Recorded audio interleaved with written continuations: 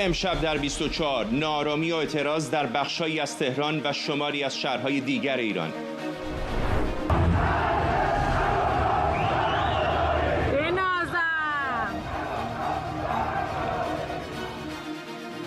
با وجود فضای امنیتی، معترضان شعارهای ضد حکومتی سر میدن.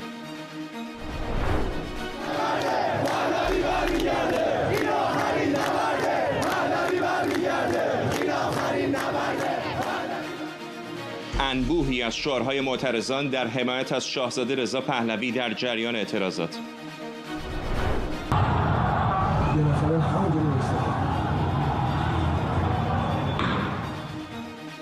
نشستن شجاعانه یک شهروند معترض مقابل ماشین سرکوب، واکنش‌های گسترده به انتشار تصویری که نماد اعتراضات امروز شده.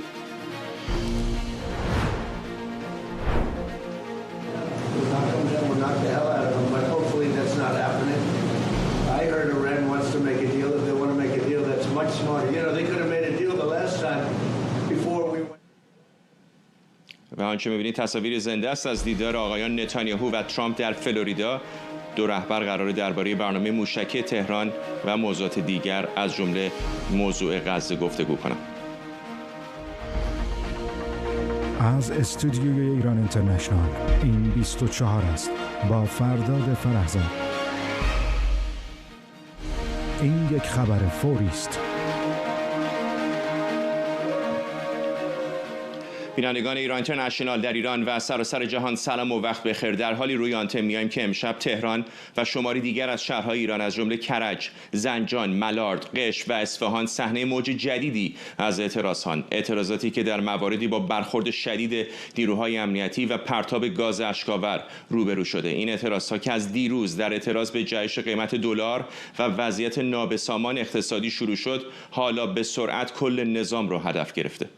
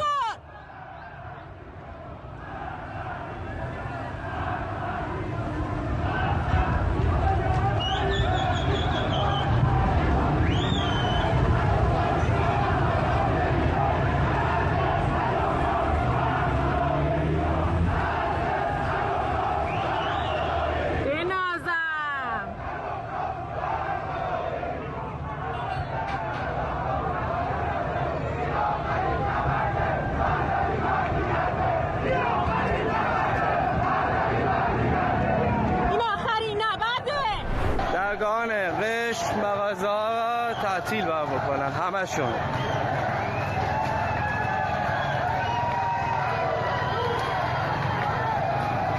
باید تعطیل کنن، همه باید ببندن.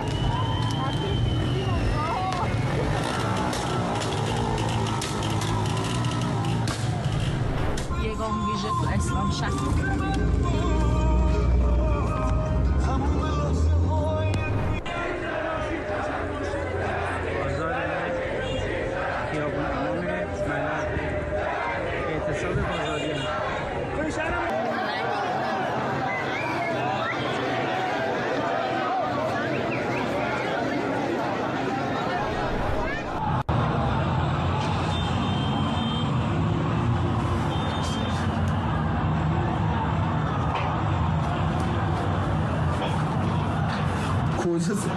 چی شد؟ اشکاور زدن. من دیگه نداشتم. دیدی؟ این چی بود؟ بدبخت کیرش اصلا. همکارم مرتضی کاظمیان از لندن و سارا بازوبندی کارشناس اقتصادی از اتریش با ما هستند. با همکارم مرتضی کاظمیان شروع می‌کنم. کمی بعد از 10 شب در تهران از مرتضی همچنان در شبکه‌های اجتماعی تصاویری از تهران و شهرهای دیگر مشاهده میشه. به نظر میرسه که اعتراضات همچنان ادامه داره، شاید بزرگترین در چند ماه اخیر به خصوص بعد از جنگ ایران و اسرائیل باشه. چه سیگنال‌هایی داری دریافت می‌کنی از آن چیزی که می‌بینیم؟ آیا به نظرت پتانسیل تبدیل شدن به یک چیز بسیار فراگیر و بزرگتر رو داره؟ من ابتدا اشاره کنم که کاملا قابل پیش بینی بود وقوع یک چنین اعتراضهایی در بستر وضعیت بحرانی اقتصاد کشور.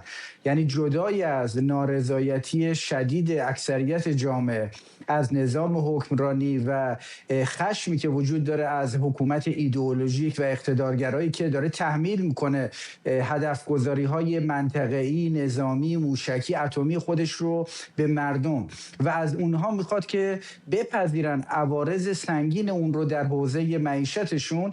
جدای از این خشم از نظام حکمرانی، واقعیت وضعیت وخیم شرایط اقتصادی به گونه‌ای بود که این اعتراضهای خیابانی رو مفروض میکرد. اما توجه داشته باشیم این اعتراض به نظر من الان در سطح اول اون بخشی از اقتصاد به وقوع پیوسته، یعنی بازار، که سرپل میان بخش تولید یا واردات و خرده فروشان و گروه‌های مختلف اجتماعی هستند. یعنی اینکه کرکره بازار در نقاط مختلف مثلا تهران یا برخی شهرهای دیگه مثل قشم به هر حال اینها یا کرج پایین کشیده شده، این نشون میده که به هر حال بازاریان از یک سردرگمی به خاطر وضعیت آشفته دلار رنج میبرن. پیامدهای اون براشون کاملا محسوسه، وضعیت اونها رو دچار رکود کرده و طبیعتا این اعتراض در سطح اول وارد خیابان شده، پا به خیابان گذاشته. به شکل قابل حدسی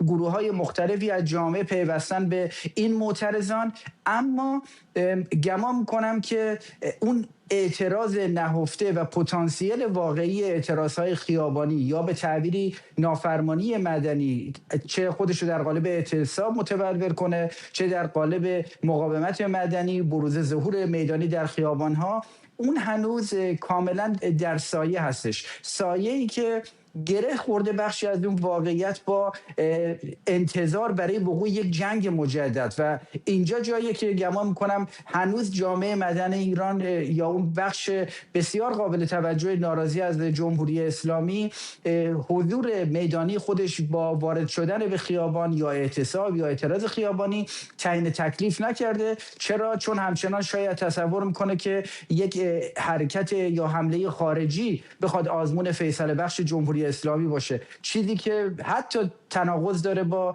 هشدارها یا صحبت‌های کسی مثل خود نتانیاهو که تاکید میکنه تغییر وضعیت در داخل ایران گره خورده با خواست و اراده خود مردم ایران و ورود اونها به خیابان. خانم بازوبندی، به طور سنتی نه فقط ایران، در سراسر جهان معمولا بازار و بازاریان محافظه‌کار هستند، خیلی مخاطره نمی‌کنن مخصوصا برای سرمایه‌شون. اینکه سریع یک چیز اعتراض اقتصادی این چنینی تبدیل میشه به شعارهای ضد حکومتی بسیار تند، به گمانم نشون میده که یک انبار باروتی اونجاست که منتظر یک جرقه است. چقدر فکر می‌کنید که حکومت توان و امکانات و ابزار کنترل این بحران اقتصادی رو داره که بتونه از گسترش این اعتراضات به یک چیز بسیار فراگیرتر جلوگیری کنه؟ بله، کاملا فرمایش شما درسته. اینکه این انبار باروت در طی این سالهای گذشته همینطور روی همدیگه انباشته شده و این خشم و نارضایتی عمیق در لایه‌های مختلف اجتماعی شکل گرفته و تقویت شده، واقعا چیزی نیست که بحث فقط دلار امشب و پریشب باشه. ما هر چند سال یک بار و حال یک دوره از این اعتراضات رو می‌بینیم که شعارهای مردم هم همیشه درشون بسیار مشخص بوده. یعنی جمهوری اسلامی خیلی تلاش کرده برای اینکه شعارها رو قبضه کنه، اپوزیسیون تقلبی درست کنه، اقتصاد رو بده دست عوامل خصولتی فرمایشی خودش، آقازاده درست کنه، اولیگارک ایرانی درست کنه. شما یعنی هر مدل ترفندی که ما فکرش رو بخوایم بکنیم، اینها در طی این حداقل در طی یک دهه اخیر که بحران هسته‌ای شدید شد، تحریم‌ها شدید شد، وضعیت اقتصادی به سرعت رو به وخامت گذاشت، اینها هر مدل ترفندی از توی آستینشون بیرون کشیدن.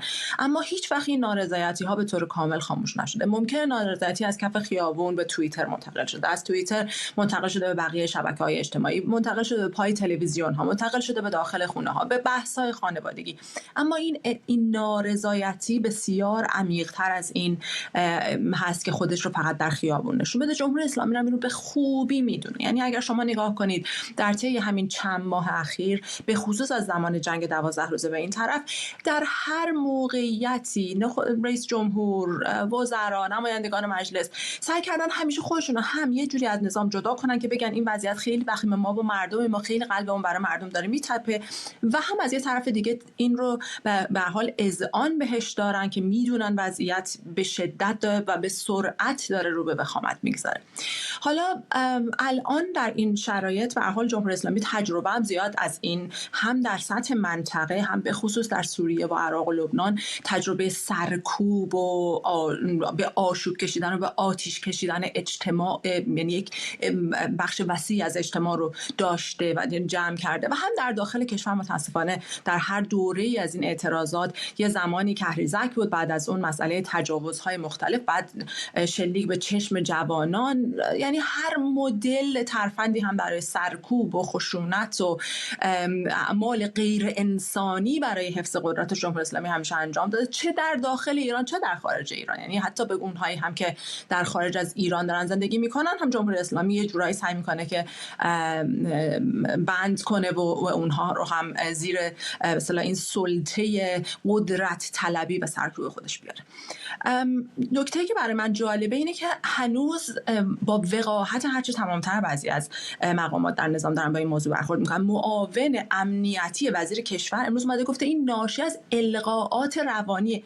یعنی شما ببینید وقتی که وضعیت اقتصادی به این مرحله رسیده که قیمت سکه، طلا، ارز، مسکن، مواد غذایی، همه چیز به طرز وحشتناکی داره افزایش پیدا میکنه، هنوز ایشون معتقده که اینا القای روانی. آخه القای روانی وقتی مردم دارن تأثیرش رو زندگی هر روزشون، هر دقیقهشون میبینن، دیگه لااقل در این مقطع با جمهوری اسلامی بخشی از این مسئولیت رو بپذیره. هنوز هم نمیخواد بپذیره. آخرین نکته هم که میخوام بگم واقعا برای من خیلی جالب بود در راستای همین وقاحت جمهوری اسلامی که میگم یعنی از هیچ چیزی کم نخواهند گذاشت برای حفظ قدرتشون، در سرکوب و در مثلا چرخوندن این گفتمان اعتراضی مردم، این هست که اگر یادتون باشه زنده یاد زم رو وقتی اینها آوردن به اون به اصطلاح مصاحبه مسخرهشون که بازجویی علنا بازجویی بود جلوی دوربین تلویزیون صدا و سیمای جمهوری اسلامی، وقتی ایشون گفت شما بهش بگید اغتشاشات ولی ما بهش میگیم اعتراضات، اگه یادتون باشه این کلمه خیلی، این جمله یعنی خیلی جمله تاریخی شد. امروز تصنیم اومده تیتر زده، خبرگزاری سپاه پاسداران جمهوری اسلامی تیتر زده که اینها میخوان، رسانه‌های خارجی و سیستم‌های امنیتی کشورهای خارجی میخوان اعتراضات مردم رو به ناآرامی بکشن. یعنی حتی کلمه اعتراض رو که کلمه ما بود، کلمه مطالبه‌گری مردم برای وضعیت معیشتیشون، برای وضعیت سرکوب، برای اعتراض کردن به سیاست‌های داخلی و خارجی جمهوری اسلامی بود، این رو هم دارن قبضه میکنن و به دست میخوام بگیرن. به هر حال هنوز خیلی زود هست که بخوام بگیم به کجا خواهد رسید، ولی من معتقدم که این نارضایتی به این آسونی ها به کنترل در نخواهد اومد. لطفاً با ما بمونید. یک تصویر است، مطمئنم شما دیدید، همه بیننده های ما هم دیدن در این ساعت‌های گذشته. میخوام اون تصویر رو پخش کنم از معترض تنهایی که در یکی از خیابان‌های تهران در برابر ماموران امنیتی نشسته. این تصویر در شبکه‌های اجتماعی بسیار مورد توجه قرار گرفته و واکنش‌های زیادی هم به همراه داشته.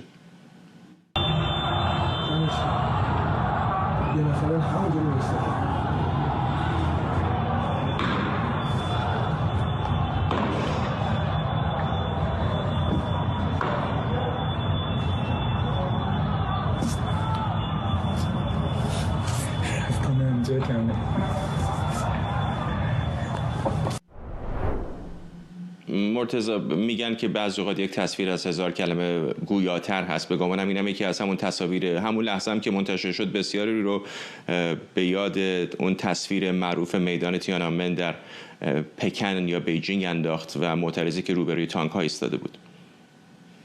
بله، یعنی یک قاب تصویرهایی هستش که ماندگار میشه در تاریخ، از جمله همونطور که اشاره کردی در چین یا در شیلی، موارد مختلف در کشورهای مختلف جنبش‌های اعتراضی شاهد بودیم. ولی واقعا این اتفاقی که رخ داد به گمان من شاید با چند کلید واژه بشه توصیفش کرد. خب طبیعتا یک شجاعت مدنی در خودش داره یا یک ایستادگی مدنی رو داره کاملا متبلور میکنه. درون مایه‌ای از نافرمانی مدنی داره، شهروندی که خیابان رو از آن خودش میدونه و طبیعتاً به شکل خشونت پرهیزی بدون اینکه قصد مقابله فیزیکی داشته باشه نشسته در میانه خیابان و در مقابل نیروهای امنیتی. اما علاوه بر تمام این کلیدواژه‌ها شاید اون چیزی که خیلی مهمتر هست اعلام وجود یک شهرونده، یعنی یک تصویری که از بودن ایرانی در میانه میدان، در میانه وضعیت داره گزارش میکنه که هرچند در درون خودش یک نوع انفعال رو هم نشون میده. یعنی اوج درماندگی شهروند از وضعیت اقتصادی که خودش رو با تسلط بر خیابان، جایی که حکومت تلاش کرده در تمام این سالها از شهروندان غصب کنه، یعنی به هر حال خیابان‌ها از آن مردمه، اما جمهوری اسلامی به ویژه از جنبش سبز به بعد تلاش کرده تمامی این اعتراض‌های خیابانی، جنبش‌های اجتماعی، خیزش‌های اعتراضی رو با سرکوب و البته با گسیل کردن نیروهای امنیتی به خودش به خیابان مصادره کنه. اما اینجا کاملا اینکه یک شهروند در برابر نیروهای سرتاپا مسلح و پوشیده ویژه یگان ویژه قرار گرفته یک عدم توازن رو نشون نمیده، بلکه یک گزارشی میده از وضعیت اقتصادی ایران، از وضعیت اجتماعی ایران، از اوج نافرمانی مدنی و البته اونچنان که تاکید کردم بودن یک شهروند. و فراموش نکنیم این الان یک کارت پستال، یک برش، یک قاب تصویر از یک وضعیت. اگر میلیون‌ها شهروند معترض در ایران به این موج نافرمانی مدنی، به این موج مقاومت مدنی خشونت پرهیز گره بخورن و این وضعیتی که واقعا درباره ایران قابل پیش بینی نیست، اینکه چه موقعی رخ خواهد داد، چه به زنگاهی، واقعا نامشخص، برمیگرده به اون درون مایه‌ای از هزینه فایده که تک تک شهروندان یا شبکه‌های اجتماعی دارن محاسبه میکنن، خودآگاه ناخودآگاه. اما زمانی که این در اون نقطه است گره بخوره به هم، وقتی خیابان‌ها مصادره بشه و یا برگرده به حق شهروندان و هزاران و بلکه صدها هزار شهروند برشینن در خیابان، طبیعتاً اون عجز نیروهای امنیتی و نیروهای سرکوب برای خارج کردن شهروندان از خیابان، حتی اگر دست ببرن به طرف اسلحه‌های خودشون، بی‌نتیجه خواهد بود. همینجا من این رو اشاره کنم، این خشونت پرهیزی و اینکه یک شهروندی نشسته وسط خیابان حتی به جهت اخلاقی او رو در موقعیت کاملا برتری قرار داده نسبت به نیروهای سرکوبگر. چرا؟ چون حتی اونها هم امکان برخورد مستقیم یا دست بردن به طرف اسلحه رو هم از خودشون سلب شده میبینن، چون هیچ دلیلی وجود نداره شهروندی که به طور مسالمت آمیز نشسته وسط خیابان و داره از اعتراض خودش به این شکل با سکوت و خاموشی گزارش میکنه، حتی نیروی سرکوب، دستگاه سرکوب رو هم منفعل کرده. به خاطر این کارت پستال فقط یک برشی از اعتراض امروز نیست، به نظر من شاید یک سوگیری و یک نشانه‌ای باشه از یک راهبردی که ای‌بسا بتونه آزمون فیصله بخش جمهوری اسلامی باشه و موجب گذار به دموکراسی و گذار دموکراتیک در ایران باشه. خانم بازوبندی، جمهوری اسلامی با اعتراضات سراسری ناآشنا نیست. هر دفعه یک دلیلی داشته. یکی از بزرگترینشون این اواخر جنبش زن زندگی آزادی بوده، اما دفعات قبلی هم داشتیم که اعتراضات اقتصادی بوده، به افزایش قیمت بنزین، ناتوانی مردم در خرید، افزایش قیمت ارز. ولی یک موضوعی که شاید اقتصاد رو با بعضی دیگر از دغدغه‌های اجتماعی متفاوت میکنه اینه که همه اون رو میتونن لمس بکنن. شاید به قول جیمز کارویل در اون کارزار انتخاباتی آقای کلینتون، موضوع آخر اقتصاد احمق. چقدر فکر میکنید که میتونه این موضوع اعتراضات اقتصادی اتفاقاً پاشنه آشیل حکومت جمهوری اسلامی بشه؟ من معتقدم که این مسائل اقتصادی و این فشار اقتصادی اتفاقاً چیزی است که جمهوری اسلامی به راحتی نمیتونه جمعش بکنه. یعنی جمهوری اسلامی خودش رو همه جوره سعی کرد تغییر شکل، تغییر سیاست، فیلتر کنه. یه زمانی جنبش دانشجویی ایجاد شد در اوایل دهه 70، زمان مثلا اوایل رئیس جمهوری آقای خاتمی. اینا اومدن فیلترها رو قوی تر کردن، اساتید رو، دانشجویان رو کاروان راهیان نور گذاشتن، بردن کربلا، بردن سر خاک شهدا، شهید آوردن توی کمپس دانشگاه ها، به اصطلاح شهید که نه، یعنی کارهای نمادین این مدلی کردن که به هر حال از لحاظ ایدئولوژیک دانشگاه رو به دست بگیرن. تو بخش امنیتی به هر حال از هیچ کاری، همونطور که من قسمت اول عرایزم خدمتتون گفتم، اینا فروگذار نبودن. بخش اقتصادی رو هم خب به هر حال یعنی یک عامل خیلی قوی برای رسیدن به این شرایط فعلی سیاستگزاران و عوامل و کارچاخکن‌ها و واسطه‌های اقتصادی خود جمهوری اسلامی هستند. یعنی اینطوری نیستش که فقط مسئله تحریم باشه یا فقط مثلا مسئله عدم صدور نفت باشه. اینا اگر همون پول‌هایی رو که با همین پشتک و بارو زدن‌ها برای صادرات نفت و محصولات هیدروکربنی قرار بود به داخل کشور بیارن، قرار بود خرج کارهای اصلی بکنن، قرار بود خرج مردم و معیشت مردم بکنن، اگر این کارا رو کرده بودن حالا وضعیت اقتصادی خیلی بهتر بود. یعنی میخوام این رو بگم خدمتتون که همونطور که همکار محترمتون هم فرمودن، این اقتصادی خود شما بهش اشاره کردین، این اقتصاد چیزی است که همه مردم رو، همه لایه‌ها رو تحت تاثیر قرار میذاره. الان یک جوانی در یک از این ویدیوهایی که شما پخش کردین خیلی صدا بسیار جوان بود که داشت شعار میداد. یعنی یک بچه تینیجر 14-15 ساله که در زندگیش هیچ چیزی غیر از جمهوری اسلامی در ایران ندیده هم الان معترضه. بنابراین من معتقدم این مسئله اقتصادی رو، خب البته مثلا اقتصادی هم چیزی نیست که جمهوری اسلامی به راحتی بتونه جمعش کنه. یعنی گره خورده به شدت با سیاست خارجیش، با سیاست منطقه‌ایش، همین بحث هسته‌ای و همین بحث موشکی و این گروه‌های نیابتی و این کارهایی که در این دهه‌های گذشته کردن، این سیستم دفاعی خارجی، به اصطلاح خارجی، که اینا می‌خواستن مرزها رو امن نگه دارن، می‌رفتن کشورهای دیگر رو می‌شوندن. به هر حال الان به اینجا رسیده که وضعیت اقتصادی اینقدر وخیم شده که خودشون هم نمیتونن کنترلش کنن. و من معتقدم جمهوری اسلامی داره خودش رو آماده میکنه برای یک ورژن دوم خودش، ولی امیدوارم که موفق نشه، چون واقعا ورژن دومش از ورژن اولش بهتر نخواهد بود.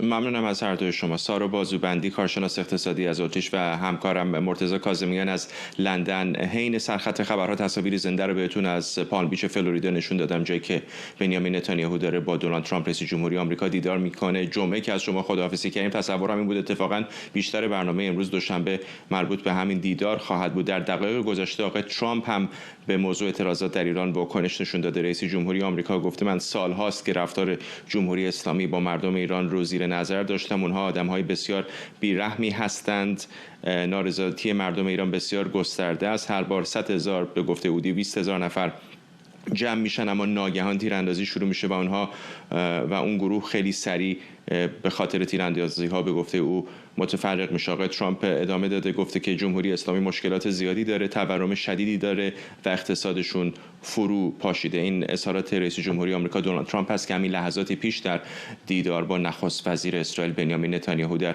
فلوریدا مطرح کرد. داریم رصد میکنیم به محضی که حرفای بیشتری در مورد ایران بزنن اون رو برای شما پخش خواهیم کرد. گسترش اعتراضات در ایران در شرایطی که دیروز افزایش قیمت دلار و سقوط ارزش ریال اعتراضاتی رو در مناطق تجاری تهران رقم زد. در اعتراضات امروز اما معترضان علیه رهبر جمهوری اسلامی شعار دادند و بخش زیادی از شهروندان هم شعارهایی در حمایت از شاهزاده رضا پهلوی سر دادند.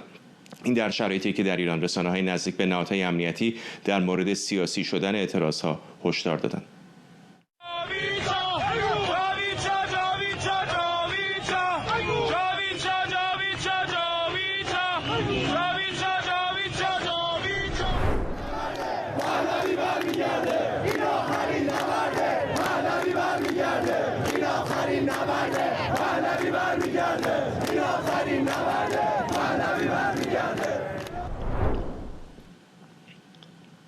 نجات بهرامی، تحلیلگر سیاسی از واشنگتن به ما پیوسته. آقای بهرامی، به نظر میسه که خود شاهزاده رضا پهلوی در این دقایق گذشته یک پیام ویدیویی منتشر کرده. من هنوز فرصت نکردم اون رو بشنوم، همکارانم دارن گوش میدن، شاید بتونیم در لحظات پیش رو پخش بکنیم. به نظر میسه که بخش قابل توجهی از اعتراضات امروز در تهران و جاهای دیگر معترضان در اون شعارهایی در حمایت از شاهزاده رضا پهلوی سر دادن.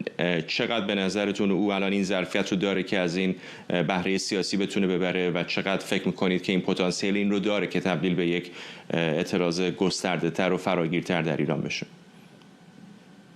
درود بر شما و بینندگان برنامه. خب واقعیت اینه که در وهله اول این رو اشاره کنم که این ظرفیت سیاسی، قابلیت و محبوبیت نزد مردم، پیشینه شفاف و برنامه‌های مدون و منظم برای آینده ایرانه که جامعه ایران رو دوباره حول پهلوی گرد آورده و یک مسئله از سر اتفاق یا اونجوری که برخی از کسانی که خب با غرض‌ورزی تحلیل میکنن این که بله از حب علی نیست و از بغض معاویه است، خب واقعیت اینه که اینا نیست. این که الان در این نقطه هستیم، اولا در درجه اول باید بگیم یک تبریک بزرگی به ملت ایران باید گفت که این همه فهم و درایت و واقعا روشن‌اندیشی دارن که در برابر امواج مخربی که در سالها و حتی دهه‌های گذشته خواسته خاندان پهلوی رو در قالب برنامه‌ها و پروژه‌های مثل جهاد تبیین تخریب کنه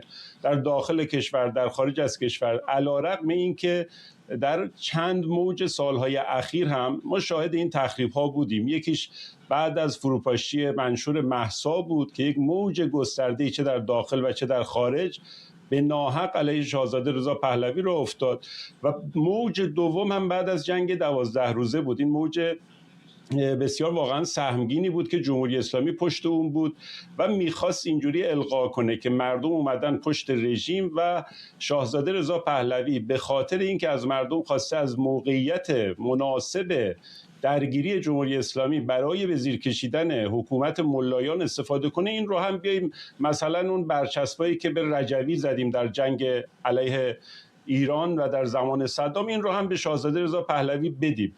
خب خوشبختانه این مسئله نشون داد، این شعارها، نه فقط همین شعارهای متعددی که هر زمانی مردم یک منفذی پیدا میکنن، چشم نیروهای سرکوب رو دور میبینن و فرصتی فراهم میشه، این شعارها رو سر دادن و امروز خب دیدیم در سطح بسیار گسترده، هم در کلان شهری مثل تهران، هم در حاشیه شهر مثل ملارد اطراف تهران، در همدان، در اصفهان و جاهای دیگه شاهد این شعارها بودیم و خب این نشون دهنده خنثی شدن اون نگاهیه و اون برنامه‌ها و پلن‌هایی که عرض کردم در وهله اول جمهوری اسلامی پشتش هست و در وهله دوم کسانی که دنبال به اصطلاح زیر بغل مار میگردن، اسمشون اپوزیسیونه، ولی مدام به هر بهانه‌ای دنبال این هستن که شفافیت و صراحت رو از مبارزه مردم علیه جمهوری اسلامی بگیرن، ابهام آفرینی کنن، فضای خاکستری درست کنن و الی آخر.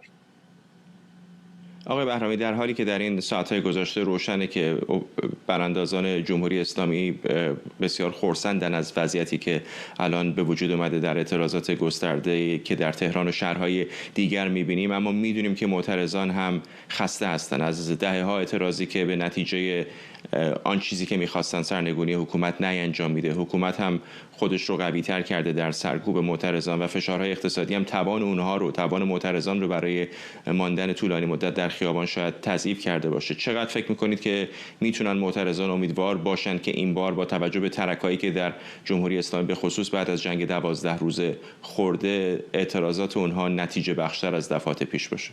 کوتاه اگر بفرمایید. بله، چندین مسئله هست. یکی این که تجربه مردم، بالاخره تجربه انباشتهشون و درس گرفتن از اشتباهات پیشین این بار به کمکشون اومده و میتونه کار رو بهتر جلو ببره. مسئله دوم خود جمهوری اسلامی و ساختار سرکوب. این ساختار سرکوب همون ساختار سرکوب پیش از جنگ 12 روزه نیست. جمهوری اسلامی و هواداران و سرکوبگرانش خودشون رو در جایگاه بشار اسد و نیروهای پیرامونیش دارن تصور میکنن و این اصلا شوخی نیست.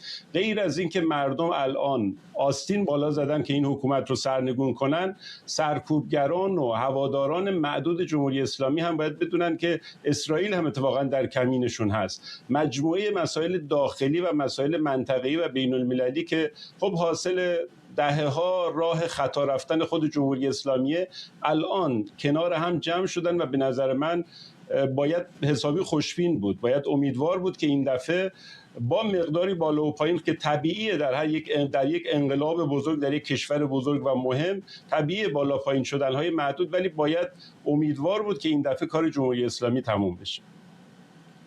ممنونم از شما. نجات بهرامی، تحلیلگر سیاسی از واشنگتن با ما.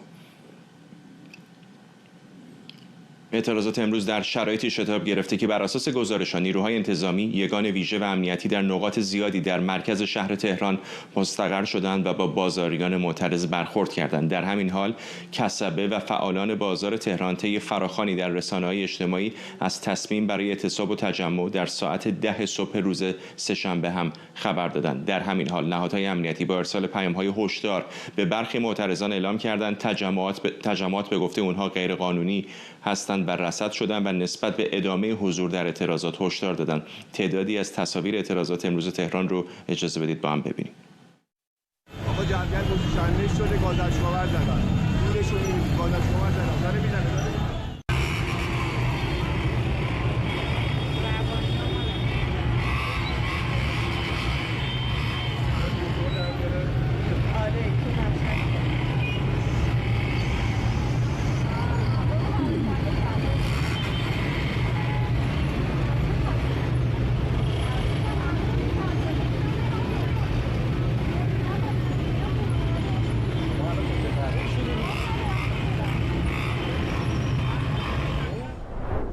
عمار ملکی، استاد علوم سیاسی دانشگاه تیلبرگ از لاهه با ما. آقای ملکی، خیلی ها میگفتن که دیر و زود داشت، اما میشد انتظار داشت که اعتراضات این چنینی در ایران صورت بگیره. به نظر شما چه تفاوتی داره اعتراضات این بار با دفعات گذشته؟ درود خدمت شما بینندگان محترمتون. آقای فرهزاد، ما در مهر امسال بعد از جنگ 12 روزه یک نظرسنجی برگزار کردیم. یکی از سوالات اون این بودش که با چه میزان نگران این هستید که این مکانیزم ماشه وقتی تحریم ها برگرده اقتصاد خانواده شما ممکنه مورد تاثیر قرار بگیره؟ چه میزان نگرانی دارید؟ 75% مردم گفته بودن که بسیار یا تا حد زیادی نگران اثرات اون بر به اصطلاح اقتصاد خانوادهشون هستن. خب در عمل هم دیدیم که وضعیت اقتصادی به کجا رفته، وضعیت قیمت ارز، قیمت طلا و اون تبعاتی که اونها داره. خب نهایتاً وقتی بخش بزرگی از مردم تحت تاثیر قرار میگیرند و نگران هستند و ناراضی هستند، خب قاعدتاً انتظار این هستش که یک واکنشی هم نشون بدن.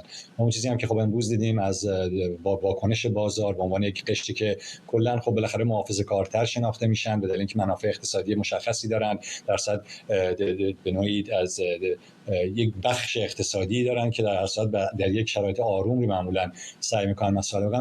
وقتی اونها هم بالاخره به میدان میان و اعتراضات خیابانی میکنن، خب این نشان دهنده که درصد مسائل اعتراضی در سطح جامعه خیلی بالاتر هستش. خب ما سالهاست که انتظار اعتراضات داریم و خیلی از اعداد ما این رو نشون میداده و همیشه ما گفتیم این اعداد یک روز میان توی خیابون و این رو در جنبه‌های مختلفش هم میتونیم ببینیم. همین نظرسنجی ما از هر 3 نفر 1 نفر گفته بودن که راه تغییر رو اعتراضات خیابانی میدونن، 1 نفر از این 3 نفر گفته بودن که روش‌های رادیکالتر مثل فشار خارجی یا مداخله خارجی و روش‌های خشونت‌آمیز، و 1 نفر هم از این 3 نفر کسانی بودن که مثلا گفتن انتخابات یا بی‌تفاوت بودن. خب اینها رو وقتی نگاه بکنیم می‌بینیم که این اعتراضات چیز غریبی نیست و به قول معروف اگر نبود حالا دیر یا زودش رو میشد همیشه انتظار داشت، ولی خب کاملا بدیهی است که منتظر همچین اعتراضاتی باشیم.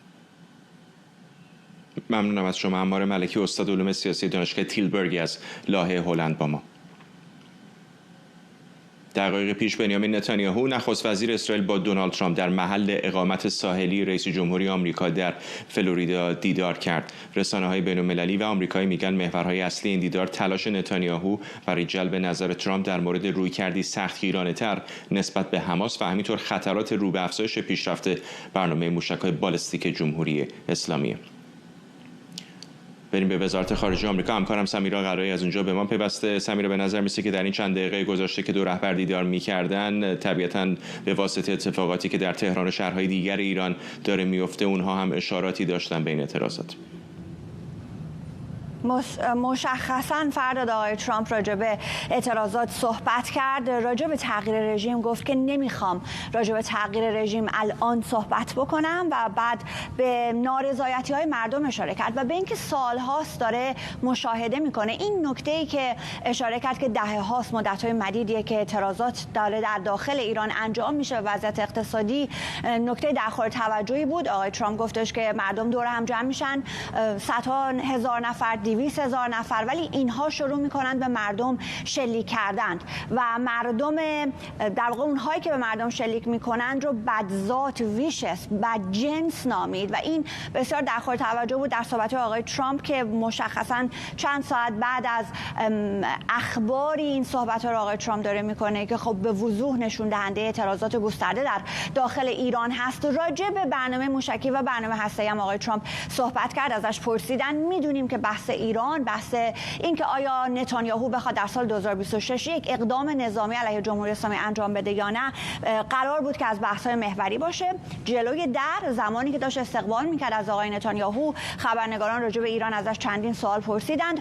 صحبتاش در راجع به برنامه موشکی بی سابقه بود. فرداد راجع به هسته‌ای و موشکی خیلی روشن تفکیک کرد. راجع به هسته‌ای گفت که اگر جمهوری اسلامی بره سراغ سلاح هسته‌ای، بره سراغ برنامه هسته‌ای، سریع بلافاصله بهش حمله خواهد شد. و راجع به برنامه موشکی صحبت‌ها بی سابقه بود و گفت قطعاً و بله که به برنامه موشکی جمهوری اسلامی حمله خواهند کرد. پیشتر این صحبت‌ها رو در لفافه انجام داده بود. جایی در کاخ سفید ازش راجع به برنامه موشکی پرسیده بودند، اونجا گفته بود که خیلی سریع موشک‌های جمهوری اسلامی رو میتونیم از بین ببریم، ولی اینطور هرگز با این نوع کلمات نگفته بود که قطعاً و بله به برنامه موشکی جمهوری اسلامی هم حمله خواهیم کرد. صحبت‌هاش در نوع خودش بی سابقه است. میدونیم به هر حال که بحث ایران و این توان موشک‌های بالیستیک که در هفته‌های گذشته، در ماه‌های گذشته اینجا و آنجا زیاد راجبش خواندیم، شنیدیم، مقام‌های اسرائیلی، رسانه‌ها در اسرائیل بارها این رو راجبش هشدار دادند.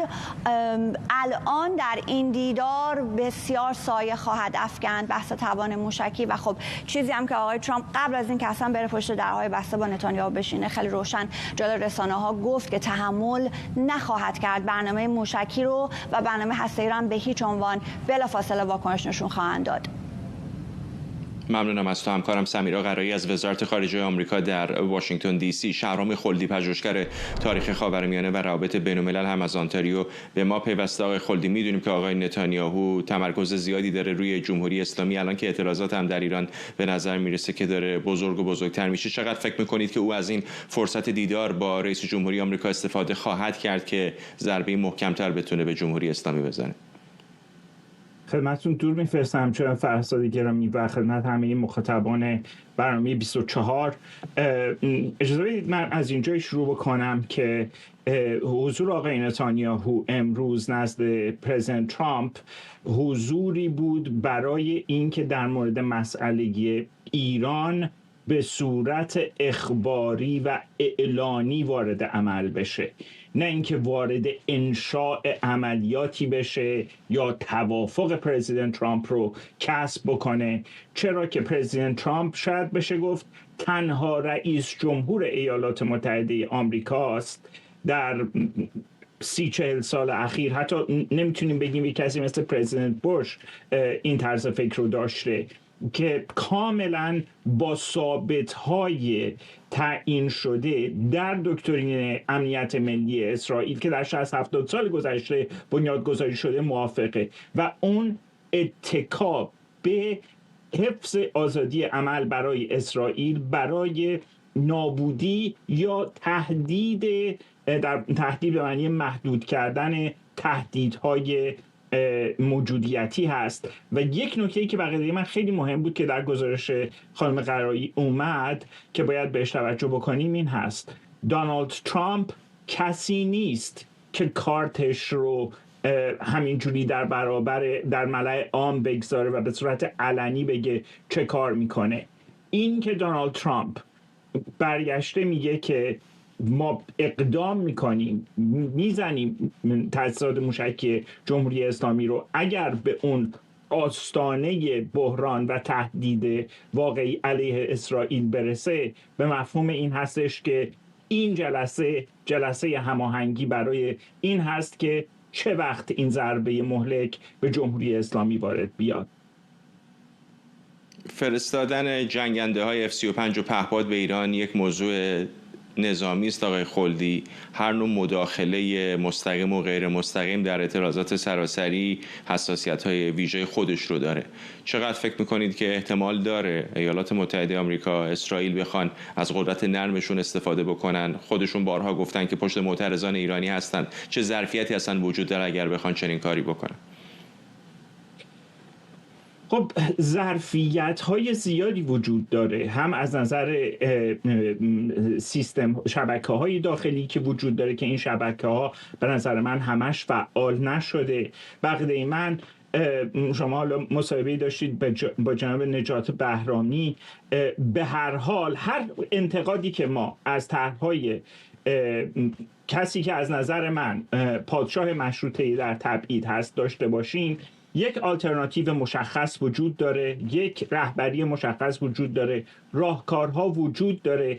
بنابراین چنین نیست که پرزیدنت ترامپ بتونه بگه که ما نمیدونیم چه اتفاقی خواهد افتاد اگر مداخله بکنیم، و ما در شرایطی هستیم که شاهد این خواهیم بود که چه بسا همزمان با مداخله خارجی شاهد این باشیم که اعتراضات حالا یک مقداری کاهش پیدا بکنه ولی ناگهان در واقع شتاب پیدا بکنه. و طبیعی هم هست وقتی که یه مداخله خارجی صورت بگیره اعتراضات یک مقداری کاهش پیدا بکنه، چرا که حکومت سرکوبگری مثل جمهوری اسلامی، و این در جامعه شناسی سرکوب همه حکومت‌های سرکوبگر هست، سعی میکنن به جای اینکه حتی دفاع بکنن، چون توانایی دفاعی که نداره جمهوری اسلامی علیه مداخله همزمان ایالات متحده آمریکا یا اسرائیل یا علیه مداخله اسرائیل به تنهایی، تلاشش رو خواهد کرد که سرکوب رو به حد اکثر برسونه. مردم ایران هم بقیه من هوشمند هستن، عقب نشینی استراتژیک میکنن، عقب نشینی راهبردی میکنن، و وقتی که جمهوری اسلامی به شدت ضربه خورده اون وقت هستش که ما شاهد اقداماتی خواهیم بود که بسیاریش به احتمال خیلی زیاد خودجوش خواهد بود، همونجوری که اعتراضات امروز رو دیدیم بسیار خودجوش بودن. بنابراین به نظر من شرط لازم هست، ولی شرط کافی این هست که بدنه سرکوب جمهوری اسلامی از اینی که هست بیشتر تضعیف بشه، و این بقیه من در صورتی اتفاق میفته که اگر حمله ای صورت بگیره اون قسمت هایی که فرماندهی سرکوب رو بر عهده دارن هم هدف قرار بگیرن، نه اینکه یک زندان اینجا هدف قرار بگیره، یک پایگاه اونجا هدف قرار بگیره. و باید امیدوار باشیم، من امیدم این هست که این بار